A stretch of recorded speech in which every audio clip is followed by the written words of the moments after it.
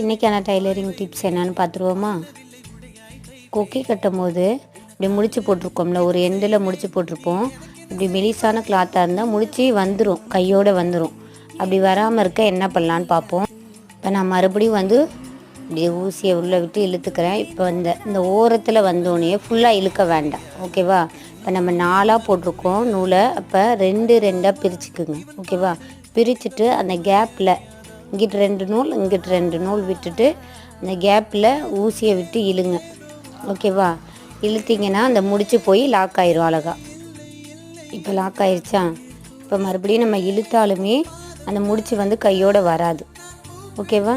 மெலிசான கிளாத்தாக இருந்தால் அந்த முடிச்சு வரதா செய்யும். இல்லைன்னா முடிச்சு பெருசாக போடணும். அப்படி போட்டாலுமே கொஞ்ச நாளுக்கு அப்புறம் அந்த இடம் என்ன ஆகும், எடுத்துகிட்டு வர ஆரம்பிச்சிடும். காட்டன் கிளாத்னா ஓகே, மற்ற கிளாத்தாக இருந்ததுன்னா இது மாதிரி எடுத்துகிட்டு வராமல் இருக்கிறதுக்கு இந்த டிப்ஸை ஃபாலோ பண்ணுங்கள், ஓகேவா?